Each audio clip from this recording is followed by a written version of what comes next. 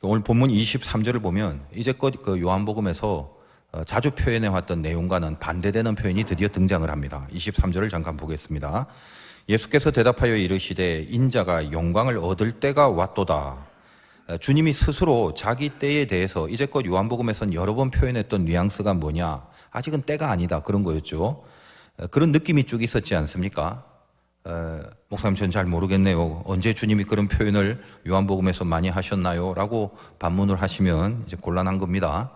일단 요한복음의 첫 번째 기적 사건인 갈릴리 가나의 혼인잔치에서부터 주님이 어머니 마리아에게 여자여 나와 무슨 상관이 있나이까? 내 때가 아직 이르지 아니하였나이다. 이제 그렇게 말씀을 하셨죠. 기억이 안 나실 것 같지만 여러분, 이제 요즘같이 코로나가 심해지면 어디 이렇게 자꾸 돌아다니지 마시고 집에서 이렇게 팟빵으로 요한복음을 처음부터 1년 전에 그때부터 다시 한번 쭉 한번 들어보시는 것도 참 좋을 것 같다라는 생각을 합니다.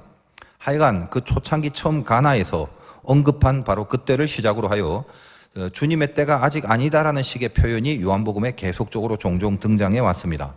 때가 아니라서 잡히시지도 않았고, 때가 아니라서 뭔가 자연스럽게 피해 가시기도 하고, 그런 경우가 많았었습니다. 그러다가 이제 오늘은 드디어 때가 왔도다라고 합니다. 자, 우리가 요한복음 12장을 하고 있는데 12장 이후는 앞에 11장까지 거기에서 언급한 십자가나 부활, 즉 그 구원에 대한 모든 메시지들을 이제 12장 이후는 정말 이 현실 속에서 예수님이 이렇게 펼쳐나가시는 역사적 사건으로 전개되는 부분이죠. 그래서 마리아의 향유 사건을 통해서 드디어 이게 주님의 죽으심을 상징하는 바로 그 이야기가 12장의 어떤 필두가 돼서 이제 예루살렘으로 마지막 입성을 하시면서 6월절에 어린 양의 모습으로 나귀를 타고 들어오시는데, 그럼에도 그 주님의 죽으심을 이해하지 못하는 자들의 종려나무를 흔드는 그 환호함이 예수님의 모습과 이렇게 극명하게 대립이 되는 그런 실루엣으로 우리들에게 소개되면서 우리 신앙과 그 믿음의 깨달음을 주시는 말씀을 던져주셨습니다. 주님은 인간의 구원을 위해서 당신이 스스로 죽으셔야 한다는 것을 이제껏 알게 모르게, 그리고 직접적으로든 간접적으로든 피력을 해 오셨지 않습니까? 그리고 이제 드디어 당신의 때가 왔다라고 처음 말씀을 하시는 부분입니다. 자, 정확하게 성경대로 표현을 하자면 23절 다시 한번 보겠습니다. 예수께서 대답하여 이르시되 인자가 영광을 얻을 때가 왔도다, 이렇게 말씀하십니다. 자, 물론 이제 우리는 알고 있습니다. 마지막 예루살렘에 입성하시는 것은 죽으러 오셨다는 걸 알고 있죠. 이제 죽는 일만 남으셨기 때문에 그때가 되었다라고 하는 고백을 지금 하셨다라는 걸 알 수 있습니다.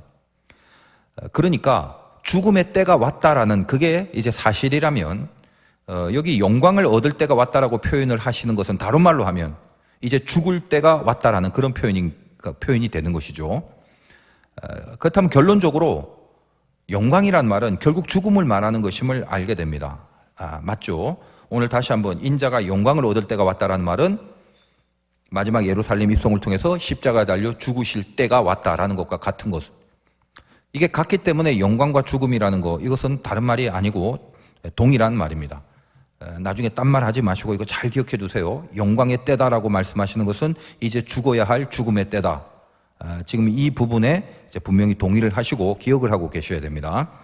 자, 그러면 오늘 우리가 새삼스럽지만 다시 한번 이 영광의 의미를 분명히 하기로 합시다. 그래서 오늘 이 영광이라는 개념을 바로 잡는 거, 이게 오늘 메시지의 핵심입니다. 제가 영광에 대한 설교도 꽤 많이 했는데 일단 다시 한번 설명을 해드리기 전에 정확한 우리 진단을 한번 하면서 가보도록 하겠습니다. 영광이란 단어는 상당히 좋은 느낌인 건 맞죠. 뭐 세상에서도 영광, 그럼 나쁜 의미가 아니잖아요. 예를 들어 뭐 세상에서 어떤 높은 지위에 있는 사람을 만난다거나 유명한 사람을 만나면 우리 만나뵙게 돼서 영광입니다, 뭐 그러잖아요. 그러니까 세상적인 용어로도 좋은 말이지만 우리 기독교 신앙의 영역에서도 영광은 무지하게 좋은 단어일 뿐만 아니라 상당히 중요한 가치가 있는 말이라는 걸 알고 계실 겁니다. 왜 이게 상당히 중요한 가치가 있나? 보통 우리가 이 사용하는 영광이라는 건 어떤 때 쓰냐면 인간이 왜 삽니까? 그런 질문 있잖아요. 사람이 왜 사느냐라는 이 본질적인 질문 앞에서 예수 믿는 우리들의 정답은 뭐냐면 하나님의 영광을 위해서 삽니다, 그렇게 말을 하는 것이죠. 보통 이제 세례문답 같은 이 기독교의 가장 기초적인 어떤 교리 공부, 이럴 때 늘 빠짐없이 등장하는 질문이 그거죠. 사람이 왜 사느냐, 인간의 목적이 뭐냐, 이거요. 그래서 일반적으로 그 영광에 대한 깊은 의미나 뜻도 잘 모르지만 하지만 뭐 예전부터 너무 많이 우리들에게 알려져 있는 내용인지라 그냥 거의 외우다시피 알고 있는 경우가 많습니다. 왜 삽니까? 하나님의 영광을 위해서. 그런 식으로요. 그럼 오늘 말씀에 빗대어 본다면, 자, 영광을 얻을 때다라는 말은 결국은 죽을 때다라고 같은 내용이라고 그랬죠. 고로 당신은 왜 삽니까? 라고 물으면 영광을 위해 삽니다라고 하든가 같은 말로 죽음을 위해서 삽니다 라고 해야 되는 겁니다. 맞죠? 같은 말이니까. 그래서 이게 뭐 가만히 듣다 보니까 끄떡이다가 보니까 결론이 좀 이상하죠. 논리적 흐름이 틀린 건 아닌데 결론은 분명히 맞는데 이상하게 결론이 썩 마음에 안 들어요. 죽으려고? 이게 영광이라고? 이제 그러실 수도 있다라는 겁니다. 그러다 보니까 영광이란 단어가 그냥 막연하게 좋았었는데 이게 죽을 때와 영광의 때가 동일한 것이다라고 아는 순간 갑자기 영광을 위해서 살기가 조금 싫어지고 부담도 되고 그러지 않겠습니까? 오늘 이제 본문을 잠깐 한번 살펴보면서 가겠습니다. 주님이 영광을 그럼 얻을 때가 됐다, 얻을 때가 왔다, 이 말씀을 하신 시점이 언제였냐? 20절부터 21절 보겠습니다. 명절에 예배하러 올라온 사람 중에 헬라인 몇이 있는데 그들이 갈릴리 베세다 사람 빌립에게 가서 청하여 이르되 선생이여 우리가 예수를 배우고자 하나이다. 헬라인이 몇 명 있었는데 명절에 예배를 하러 오는 것을 본다면 헬라인이고 이방인이지만 하나님을 믿는 사람이다 이 말이죠. 그 오리지널 유대인들도 예수를 죽이려고 하는 판에 이런 이방인들이 예수를 만나려고 온다. 이거 참 귀한 신앙일 수밖에 없는 것입니다. 헬라인이라고 하니까 주님의 제자들 중에 빌립에게 가서 주님과의 면담 요청을 합니다. 빌립을 선생이라고 부르는 것만 봐도 상당히 어떤 경외감을 가지고 지금 주님을 만나러 오는 것임을 알 수 있습니다. 12제자 도시락에서 제가 그 말씀드렸다시피 빌립이란 제자는 당시 헬라의 알렉산더 대왕의 아버지의 이름이 필립인데 그 이름을 따서 본받아서 지은 헬라식 이름입니다. 그래서 빌립은 이름만 봐도 헬라화된, 유대인 중에 헬라화된 제자다라고 말씀을 드렸죠.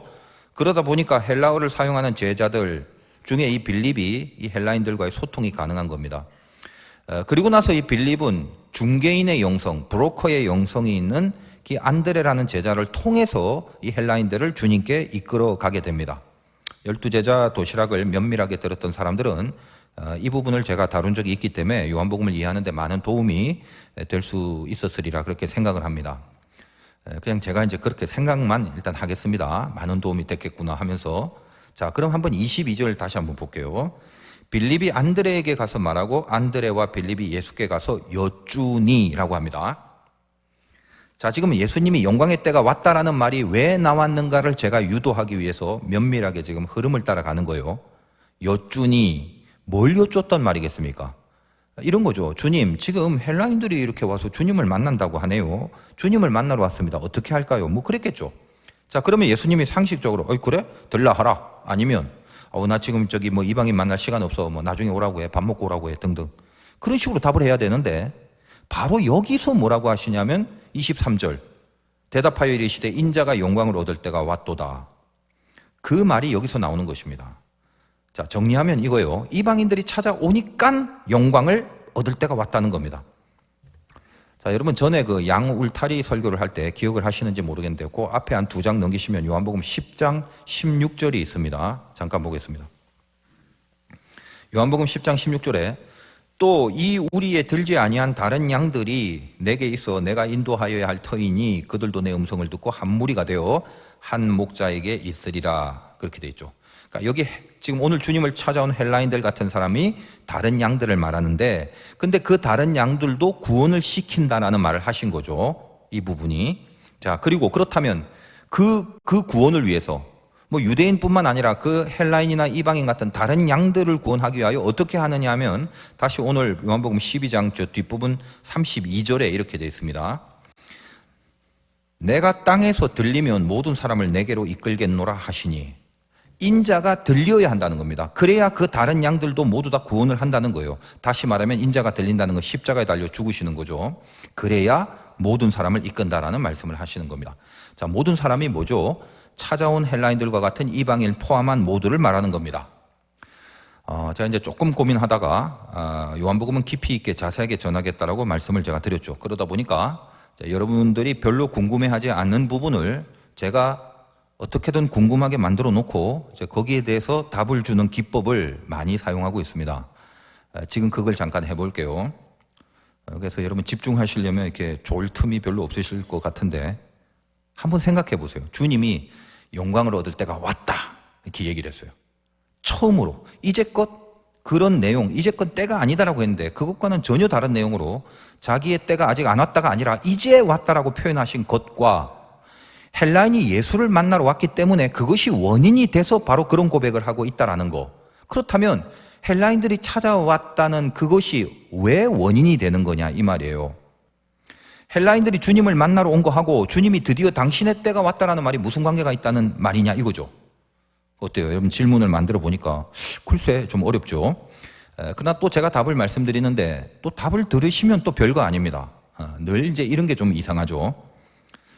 이상한 게 아니라 우리는 이미 구원을 받은 후에 깨달음의 은혜를 입은 이후 시대를 살기 때문에 사실 당시에는 거의 아무도 혹은 전혀 그렇게 몰랐던 진리를 우리는 이미 이제 알고 있는 입장이 은혜를 받은 이후기 때문에 그래서 그 입장에서 성경을 바라보기 때문이에요. 물어보면 어려운데 답을 들으면 굉장히 간단하게 보이고 별거 아닌 것처럼 보이는 그런 거거든요. 자, 다시요. 헬라인들 즉 이방인들이 주님을 만나러 온 곳이 왜 주님이 인자가 영광을 얻을 때가 왔다라고 말하게 된 이유냐라는 겁니다. 답은 간단해요. 처음에 제가 영광이라는 말이 뭐라고요? 결국은 죽음을 말한다고 했죠. 아까 딴 말 하지 말라고 언급을 해드렸습니다. 영광의 때라는 건 죽음의 때라고 그랬습니다. 언제 그랬어요? 하시는 분들은 나중에 다시 팟빵에서 돌려서 들어보시기 바라요. 자, 요한복음에서의 구원은 어떻게 가능하다고 말합니까? 이제까지 인간에게는 방법이 없다 그거죠. 빛이 아무리 세게 와도 어둠은 깨닫지 못하더라. 그거로부터 시작을 했습니다. 그러면 방법이 없네? 그겁니다. 방법이 없어요. 자, 그나마 아주 간신히 그래도 구약을 믿고 있는 하나님의 백성들인 유대인들에게는 그 어떤 모종의 가능성이라도 한번 타진을 해봤던 기간들이 있었죠. 물론 설득이 될 거라고 기대하거나 그래서 복음을 전하거나 표적을 일으키신 건 아닙니다. 근데 적어도 말입니다. 수많은 인류 중에 적어도 만약에 행여 100만 분의 1이라도 스스로 뭔가 깨달음이 있어서 예수를 믿게 되는 종자가 있다고 한다면 적어도 그 종자는 유대인이어야 하는 거죠. 근데 유대인들은 오히려 주님을 죽이려고 하는 겁니다. 믿기는커녕. 그만큼 구원에 있어서 인간들에게는 방법이 없고 가능성이 없어요. 그러면 하물며 유대인도 그 정도인데 하물며 이방인일까 보냐? 그겁니다. 아무것도 모르는 이방인 헬라인이 만약에 주님을 믿으려고 찾아왔다면 유대인들마저도 안 믿는 정도가 아니라 죽이려고 달라드는 판에 이런 이방인의 믿음이 있다, 이런 이방인이 믿으려고 왔다라는 건 도대체 이 믿음이 어디서 생겨난 것이냐라는 말이죠. 그걸 강조하는 부분입니다. 이 사건이. 이방인이나 헬라인들이 뭔가 더 머리가 좋거나 공부를 많이 해서 그런가요? 그렇게 공부한 적도 없습니다만 설령 그렇다 해도 그런 것들을 통해서 예수를 믿게 되는 건 아니라는 말이죠. 유대인들마저도 주님을 믿지 못하는데 하물며 이방인들이 믿는다면 도대체 그 믿음이라는 건 절대로 그들 안에서 만들어질 수가 없는 것이었다라는 그 말을 하는 것입니다. 그래서 아까 그 12장 32절에 다시 보면 내가 땅에서 들리면 모든 사람을 내게로 이끌겠노라 하시니 모든 사람, 유대인뿐만 아니라 이방인, 헬라인 모든 사람들이 믿을 수 있는 방법은 고로 다른 방법은 하나도 없고 인자가 들리는 거, 예수가 십자가에 죽는 거 그것뿐이란 말이죠. 그래서 지금 이방인이 찾아온 이 사건은 지금 믿음이 있기 때문에 찾아온 거고 믿음이 생겨지는 상태를 말하는 거잖아요. 유대인마저도 죽이려고 하는데 세상에 이방인에게 지금 이렇게 믿음이 생겨져 있다? 유대인들도 없었던 그 믿음이 이런 이방인들에게 도대체 어떻게 생겼냐 하면 주님이 죽으시는 방법 말고는 저들에게 믿음을 줄 수 있는 방법이 없기 때문에 이방인이 믿기 시작했다는 것은 주님이 죽으실 것이며 죽으셨고 죽었을 것이다. 즉 모든 주님의 그 죽으심 바로 그 이유 때문이라는 말을 그걸 오늘 본문에서 드디어 이방인이 믿음을 가졌기 때문에 영광을 얻을 때가 왔다. 즉 죽어야 할 때가 왔다라고 말을 하는 것입니다. 어때요? 별거 아닌데 굉장히 길게 얘기한 것 같죠? 여러분은 지금 제가 드린 이 말씀 속에서 어떤 교훈을 느끼시는 게 있나요? 별로 없을 겁니다. 혹시 있다면 늘 우리가 알아왔던 그거 구원은 주님의 죽으심에 의한 것이다. 그거죠. 그게 제일 중요한 것이란 말이에요. 다 아는 거를 길게 말하니까 별로 재미가 없을 겁니다. 그러나 또 제가 이렇게 가르쳐 드리기 전에는 사실 막상 정확한 이해를 하지도 못하셨을 거예요. 아까 질문을 드렸을 때 답이 뭔지 몰랐었죠. 왜 이방인이 찾아온 것과 주님이 영광의 때다라고 말한 것이 왜 그랬는가에 대한 정답을 사실은 모르고 있었을 것입니다. 그러나 또 막상 들어보니까 이게 별거 아닌 것 같죠. 그래서 지금 주님은 이제 이 모든 인류를 향하여 그 구원의 원리 하나를 분명히 비유하여 우리들에게 이제 소개하시는데, 그게 바로 그 유명한 오늘 24절의 말씀입니다. 잠깐 볼게요. 내가 진실로 진실로 너에게 이르노니 한 알의 밀이 땅에 떨어져 죽지 아니하면 한 알 그대로 있고 죽으면 많은 열매를 맺느니라. 잘 알고 있는 유명한 문장입니다. 신자가 됐다는 것은 이렇게 주님을 본받아서 밀알처럼 희생하고 이렇게 자기 죽음이 있는 뭐 이런 거다라는 교훈을 줍니다. 근데 조금만 한번 생각해 봅시다. 밀알이 있는데 밀알이 죽으면 많은 열매를 맺는다고 하는데 당연한 듯 하지만 좀 이상하죠. 자, 어떤 씨가 있습니다. 근데 씨도 사실은 생명체잖아요. 근데 이 씨가 만약에 죽었다 칩시다. 타서 죽든 뭐라고 해야 되나, 말라 비틀어 죽든 뭐 어쨌든 간에 뭐 독이 들어가서 죽든, 그래서 씨가 만약에 죽었다라고 하면 생명이 없어진 건데 죽은 밀알이 열매를 어떻게 낼 수 있는 건가요? 그러니까 지금 이 말은 정확하게 말하자면 죽는다라는 표현은 밀알의 이 껍질이 썩는 걸 말해요. 그 껍데기가 썩어야 안에 있는 그 배아가 썩어진 껍데기의 영양분을 공급받고 발화를 하게 되는 겁니다. 그래서 정확하게 말하면 껍질이 썩는 거를 죽는다고 하는 거죠. 이것을 이제 주님께 적용시킨다면 예수님의 그 육신의 죽으심을 말하는 것입니다. 그 죽으심으로 많은 열매를 맺는다라고 했는데, 자, 우리가 누구냐 하면 그 열매이지 않습니까? 그러면 밀알이 죽어서 열매를 맺었다면 밀알이 죽어서 맺은 열매는 뭔가요? 사과인가요? 복숭아인가요? 수박인가요? 밀알이 죽어서 맺는 열매는 당연히 밀이죠. 주님이 죽으셔서 열매를 맺은 것이 우리라면 우리는 누구처럼 생겨 먹어야 하는 겁니까? 당연히 주님처럼 되어야 되는 거죠. 그렇다면 저나 여러분은 지금 주님의 죽으심으로 말미암아 열매가 된 구원 얻은 자녀니까 그 구원 얻은 자녀들이 과연 맞습니까?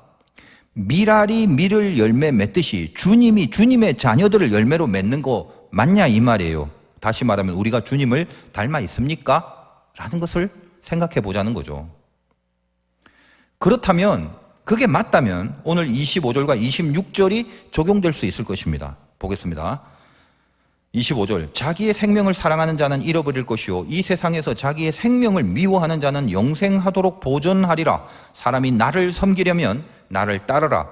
나 있는 곳에 나를 섬기는 자도 거기 있으리니 사람이 나를 섬기면 내 아버지께서 그를 귀히 여기시리라. 자, 자기 생명을 사랑하는 자는 잃어버린다. 자기 생명을 사랑한다는 말이 뭐냐면 우리 안에는 자기 생명 말고 하나님의 생명이 있습니다. 예수를 믿고 하나님 앞에 하나님의 자녀가 된 자는 이 안에 하나님의 생명이 있는 거예요. 그 하나님의 생명이 살아나려면 자기의 생명을 죽여버려야 하는 거라 이 말이에요. 이게 밀알의 법칙입니다.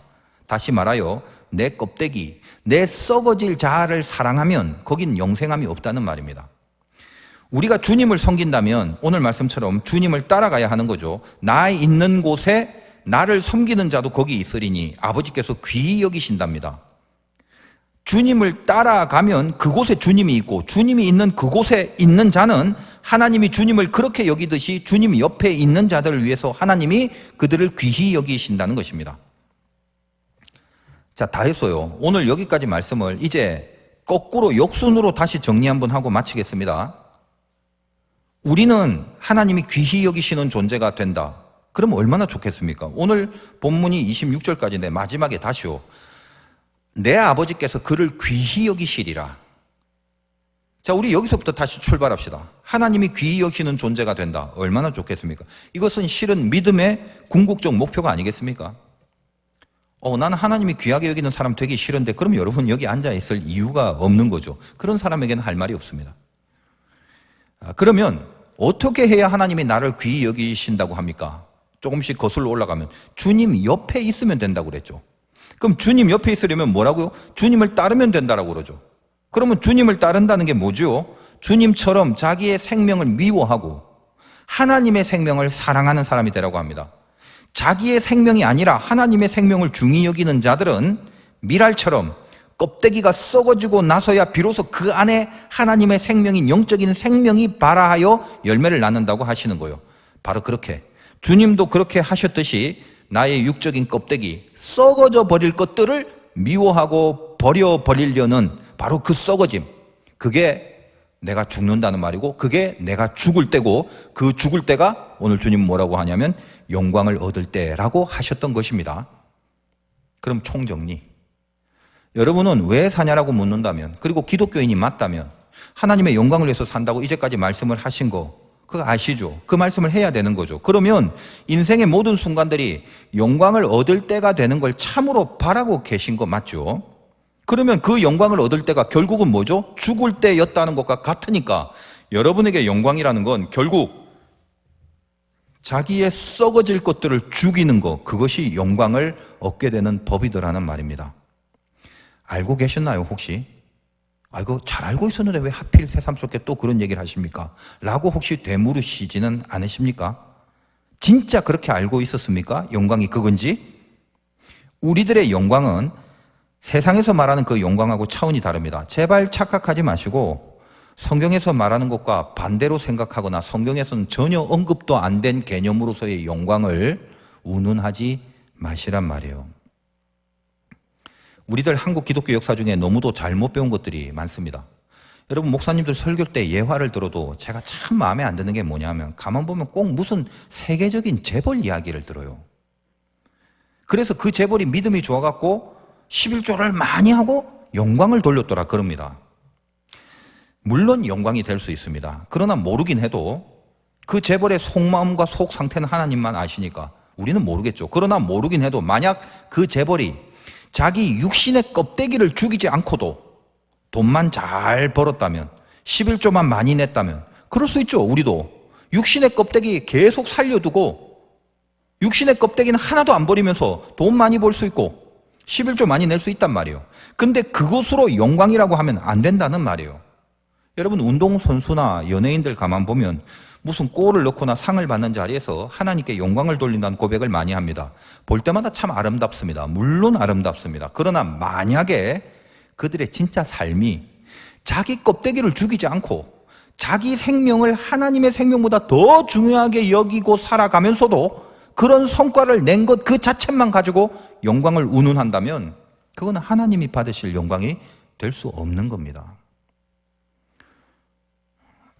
어제 그 서울의 한 부자 동네에 제가 좀 초대를 받아서 갔는데 아파트인데 바로 그 옆에 근처에 한강이 흐르고 수많은 주차된 자동차들 보니까 전부 다 외제차더라고요. 그래서 저를 그 집으로 초대한 자매가 참 믿음이 좋은 자매인데 그 교회와 가까운 곳에 있고 싶어서 식구들이 전부 거기로 이사를 했다는 거예요.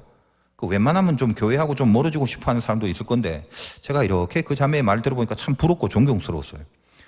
수년 동안 이제 제 설교도 들어왔고 또 유튜브 같은 것을 통해서 이제 말씀도 듣고 있던 참 귀한 자매였는데 본인이 섬기는 그 대형교회에서도 아주 중요한 부서 세신자반을 맡아갖고 충성을 하고 있었습니다. 부모님이 의사였는데 의사를 하시다가 퇴역을 하시고 그 부모님 내외가 의료 선교사가 돼서 캄보디아로 선교를 이제 떠나게 됐는데 이제 저에게 이 부모님의 기도도 좀 부탁하고 그리고 이제 겸사겸사 오랜만에 만나게 됐어요. 그 자매가 이제 유학을 했었는데 그때 같이 알게 된 믿음의 언니가 있어서 제 이야기를 좀 많이 했다고 같이 보고 싶다고 해서 그 두 명의 자매를 이제 같이 만나게 됐습니다. 참 착하고 정말 그 진실되고 믿음의 모습도 너무 이쁘고 제가 좀 몸이 약간 좀 피곤한 상태였지만 그런 믿음의 모습들을 보니까 마음이 이렇게 푸근해지고 은혜가 됐던 그런 시간들이에요.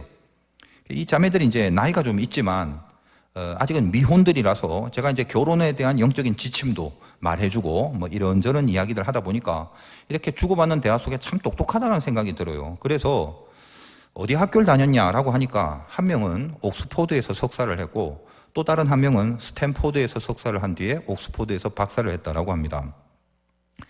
제가 이런 똑똑한 젊은이들이 이 믿음 생활을 이렇게 잘하는 게 너무 감동이 돼서 카이로스 이제 성경 교재를 한 권씩 주고 강의를 듣기 전에 일단 읽어보라고 전달을 해줬어요. 말씀을 가르칠 기회를 좀 보겠다고 했습니다.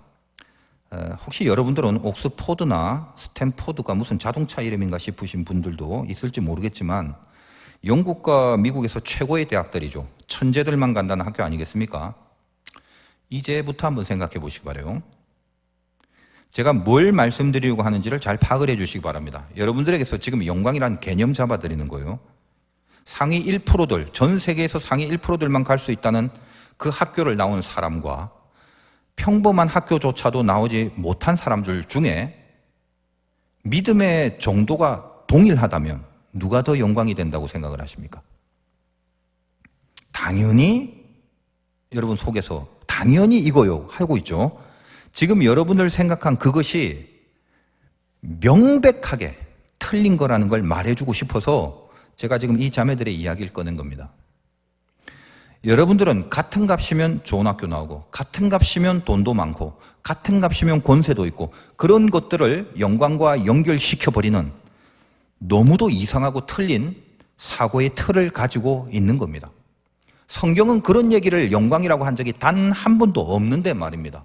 어디서 주워 들어서 어떻게 배워진 사고의 틀인지 이해가 안 되는 거예요. 주님이 죽어서 열매를 맺으면 밀알이 죽어서 밀알을 낳듯이 주님이 죽어서 맺은 열매라면 주님이 나와야 하는 거죠. 주님이 누구신가요? 죽으신 분이거든요. 내가 주님을 따라간다는 것은 주님의 죽으심을 따라간다는 거거든요. 주님은 죽으신 분이란 말이에요. 오늘 이 말씀이. 주님은 세상의 임금, 전쟁의 승리자, 높은 권세가 아닌 오히려 그것들을 일부러라도 다 죽여버리시고 이 땅에 오신 분. 결국은 하나님이 원하시는 그 죽음을 감당해 내심으로 영광을 선포하신 분. 그게 주님이죠. 그게 바로 저번 시간까지 나귀 새끼를 타고 들어온 1년의 과정을 통해서 예수 그리스도가 무엇인지, 그가 영광을 얻을 때라고 말한 그 진의가 무엇인지를 지금 우리들에게 계속적으로 상기시켜주고 가르쳐주시고 보여주고 있는 거죠. 그걸 영광이라고 하는 겁니다. 오늘 본문의 메시지는 바로 그겁니다. 영광을 얻을 때가 왔다. 여러분 사도 바울 생각해 보세요. 다메섹 사건 전과 후 사도 바울에게 있어서 뭐가 영광입니까? 하나님 보시기에. 다메섹 사건 전은 바울이 가지고 있는 세상의 최고의 스펙을 다 가지고 그걸 활용했던 때죠. 다메섹 사건 이후에는 그 가졌던 그 최고의 스펙들을 전부 다 배설물, 똥으로 여기고 이리저리 쫓겨다니고 매맞고 다니고 병약했던 때, 그때였지 않습니까? 언제가 영광이라고 합니까? 성경은 다메섹 사건 이후죠. 하다못해 가시라도 좀 빼달라고 3번씩 기도를 했어도 빼주지 않았던 그 아픔의 시간들, 거기가 영광이라고 하시잖아요. 왜요? 자기의 생명을 미워하잖아요. 여기는 하나님의 생명을 얻으려고, 오직 그리스도 안에서의 나를 발견하려고, 하나님의 생명을 얻으려고 자기 껍데기를 썩어지게 만들거든요.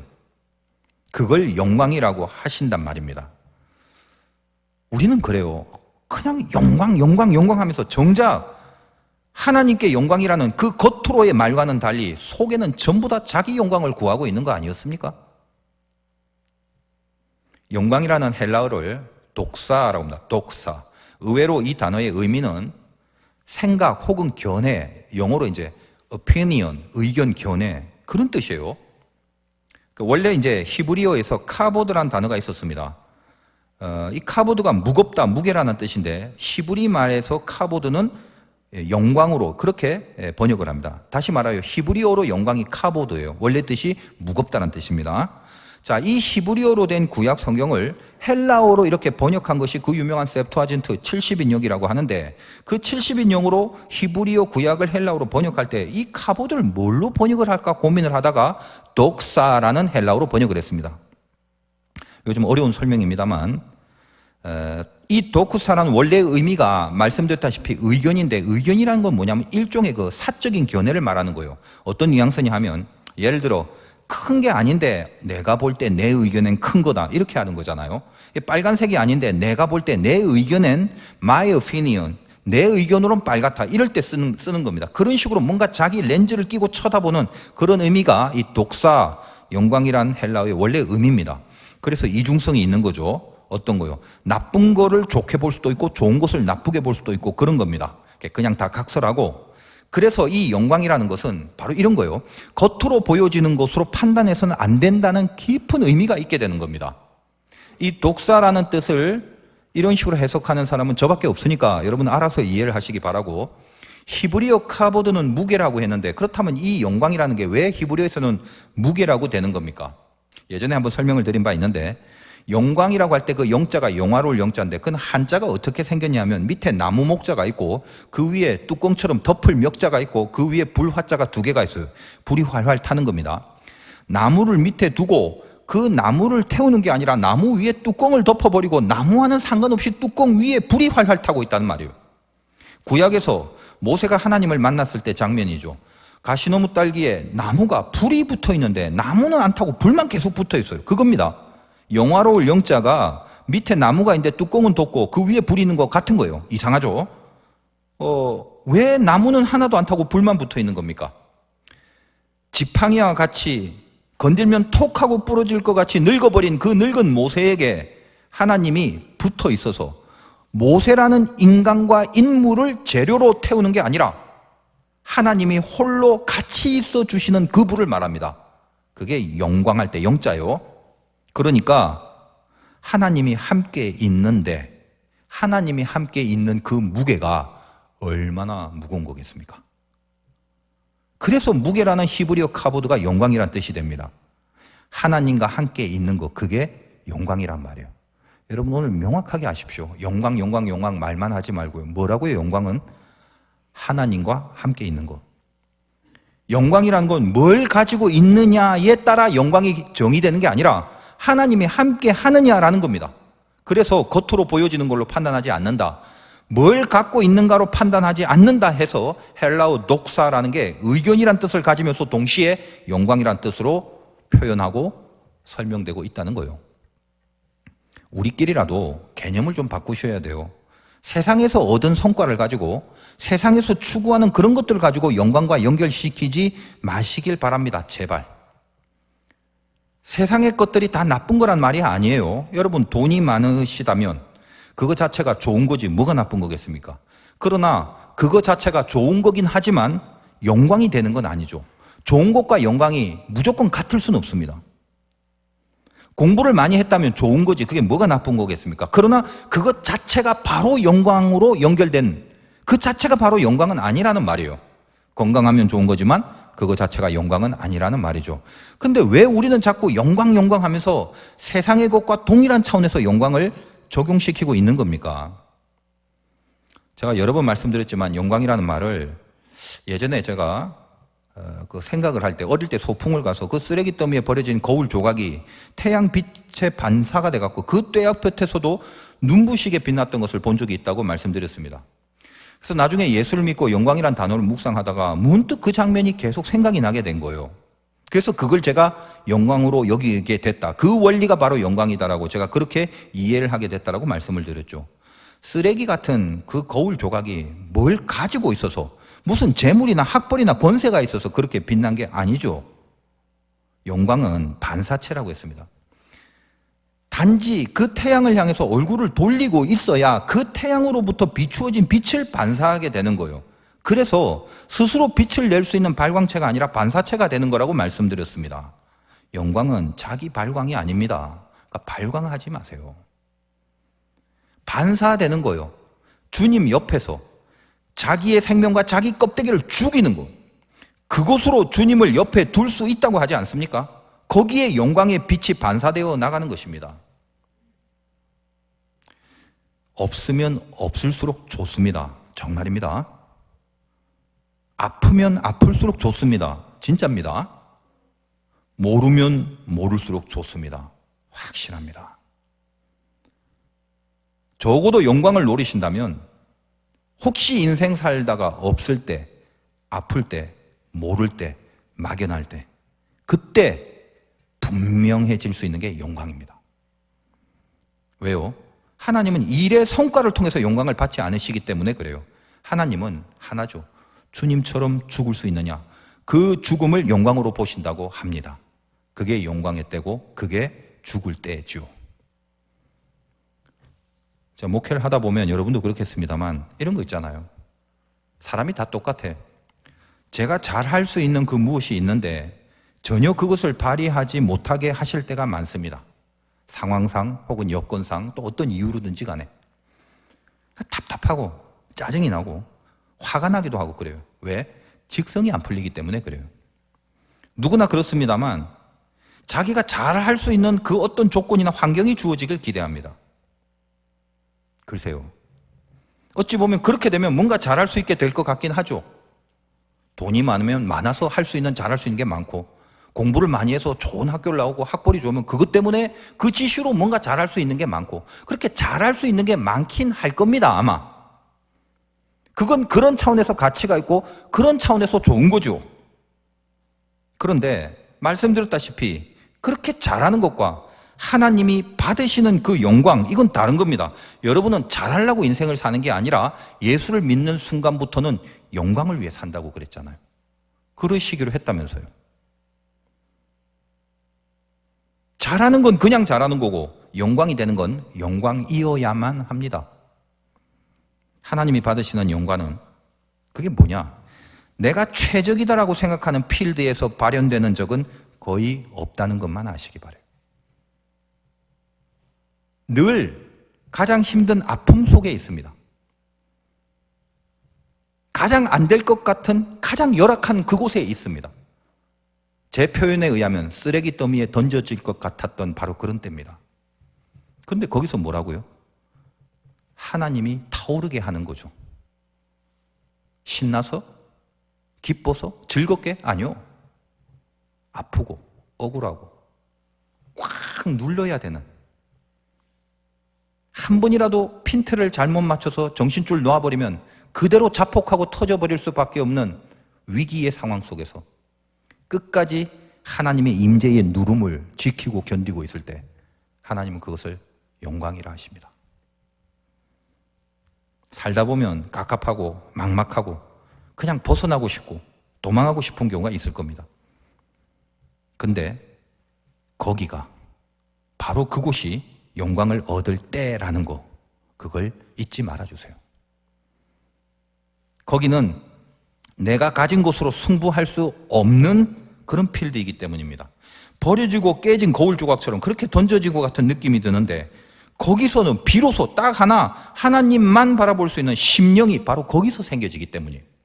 내가 갖고 있는 것으로 할 수 없을 때는 오로지 하나님만 바라볼 수 있는 심령 하나만이 생기게 됩니다. 하나님이 그래서 함께 있어 주시고 당신의 빛을 비로소 그때 비추어 주심으로 바로 그 빛을 영광이라고 하는 것입니다. 그 영광 노리시고 그 영광 선포하시는 승리가 있으시기를 주님의 이름으로 축원드립니다.